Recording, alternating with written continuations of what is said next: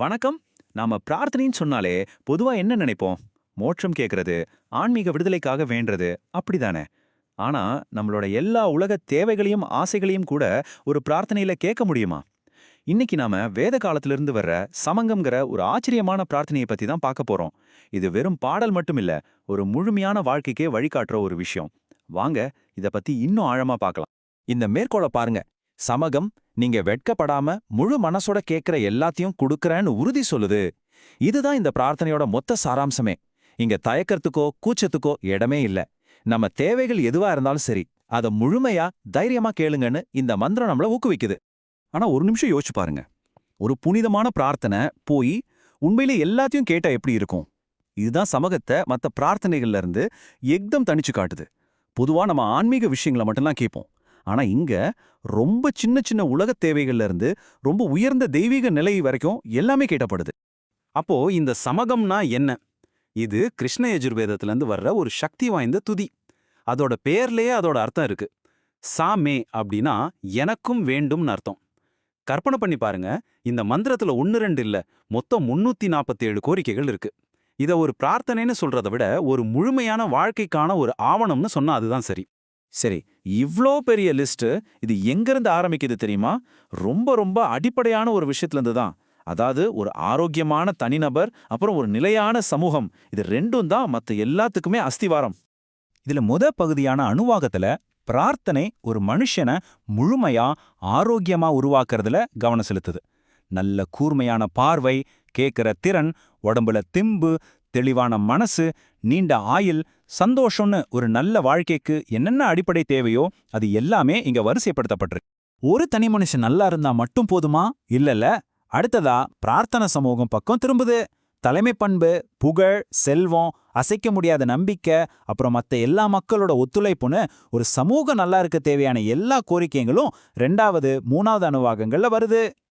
Okay, இப்போ ஒரு நல்ல மனுஷன் இருக்கான், ஒரு நல்ல சமூகம் இருக்கு. அடுத்து என்ன வேணும்? அவங்க வாழ்றதுக்கு தேவையான வசதிகள், உலகப் பொருட்கள், இயற்கை வளங்கள் இல்லையா?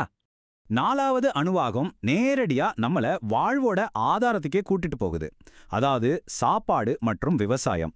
தானியங்கள், பருப்பு வகைகள், பால், தேன், நெய்ன்னு வாழ்றதுக்கு தேவையான எல்லாமே கேட்கப்படுது. இதுல ரொம்ப முக்கியமா சரியான நேரத்துல மழை பெய்யணுங்கிற வேண்டுதலும் அடங்கும். இந்த பிரார்த்தனை மனுஷனோட மட்டும் நிக்கல. அதுதான் இதோட ஸ்பெஷாலிட்டி. 5வது அணுவாகத்துல நாம வாழ்ற இயற்கை உலகத்தோட ஒரு ஆழமான பந்தத்தை ஏற்படுத்துது. நாம கால் வைக்கிற மண்ணிலிருந்து உயரமா நிக்கிற மலைகள் வரைக்கும் தங்கம் மாதிரி உலோகங்கள், நம்மள சுத்தி இருக்கிற விலங்குகள்னு எல்லாத்துக்கிட்ட இருந்தும் நன்மை கிடைக்கணும்னு கேக்குது. இது இயற்கையை ஒரு பொருளா பார்க்காம ஒரு பார்ட்னரா மதிக்கிற ஒரு அற்புதமான பார்வை. இப்போ நாம இந்த பிரார்த்தனையோட இன்னும் கொஞ்சம் ஆழமான ஒரு நுட்பமான பகுதிக்குள்ள போக போறோம். இங்க நம்மகிட்ட இருக்கிற உலகப் பொருட்கள் எப்படி சடங்குகள் மூலமா தெய்வீகத்தோடு இணைக்கப்படுது அப்படின்னு பார்க்க போறோம். இந்த சடங்குகளுக்கு நடுவுல ரொம்ப முக்கியமான ஒண்ணு இருக்கு. அதுதான் சோம யாகம். தேவங்களுக்கு பிரசாதம் வழங்குற ஒரு மிக முக்கியமான வேள்வி இது. அடுத்து வர பெரிய பட்டியல்களை புரிஞ்சுக்க இந்த யாகம் எவ்வளவு முக்கியம்னு நாம முதல்ல தெரிஞ்சுக்கணும். 6வதுல இருந்து 9வது அணுவாகம் வரைக்கும் இருக்கிற அந்த பெரிய லிஸ்ட சிம்பிளா புரிஞ்சுக்கணும்னா அத ஒரு செயல்முறையா பார்க்கலாம். பாத்திரங்கள், கருவிகள், தெய்வங்கள், அப்புறம் வேத மந்திரங்கள், இது எல்லாமே ஒன்னா சேர்ந்து பூலோகத்துக்கும் தேவலோகத்துக்கும் நடுவுல ஒரு பாலத்தை கட்டுற மாதிரி செயல்படுது. இது வரைக்கும் நாம என்னென்ன கேட்டாங்கன்னு பார்த்தோம். ஆனா இப்போ எப்படி கேட்டாங்கன்னு பார்க்க போறோம். இதுதான் இந்த விஷயத்தோட ஹைலைட்டே. இது வெறும் உச்சரிப்பு இல்ல, அதுக்குள்ள ஒரு கணிதமே ஒளிஞ்சிருக்கு. வேத மந்திரங்களை சொல்ற முறைக்குள்ள மறைஞ்சிருக்கிற அந்த அறிவு சார்ந்த துல்லியத்தை பத்தி இப்போ நம்ம பார்க்கலாம். நல்லா கவனிங்க. இது வெறும் வாயில சொல்ற மந்திரம் இல்ல. இது ஆயிரக்கணக்கான வருஷமா வேதங்களை ஒரு எழுத்து கூட மாறாம பாதுகாக்க உருவாக்கப்பட்ட ஒரு அதிநவீன தொழில்நுட்பம். இந்த டேப்ல பாருங்க. இது வெறும் உச்சரிப்பு முறைகள் இல்ல. இதெல்லாம் ஒரு கணித ஃபார்முலா மாதிரி. கிரமம், ஜடா, கணம்னு சொல்ற முறைகள்ல வார்த்தைகள் முன்னாடியும் பின்னாடியும் ஒரு குறிப்பிட்ட பேட்டர்ன்ல திரும்ப திரும்ப சொல்லப்படுது. இது வேதங்களோட தூய்மையை பாதுகாக்கிறதுக்கு மட்டும் இல்ல, இது ஒரு நம்ப முடியாத மனப்பயிற்சியாவும் நினைவாற்றல் டெக்னிக்காவும் இருந்திருக்கு. 1000 ஏன் இந்த நம்பர் இங்க வருது? காரணம், ஜடா மாதிரி கஷ்டமான முறையில ஒரு தடவை சொல்றது சாதாரணமா 1000 தடவை சொல்றதுக்கு சமம்னு ஒரு நம்பிக்கை. அந்த கடின உழைப்புக்கு அவ்வளோ பெரிய ஒரு ஆன்மீக மதிப்பு கொடுக்கப்பட்டிருக்கு.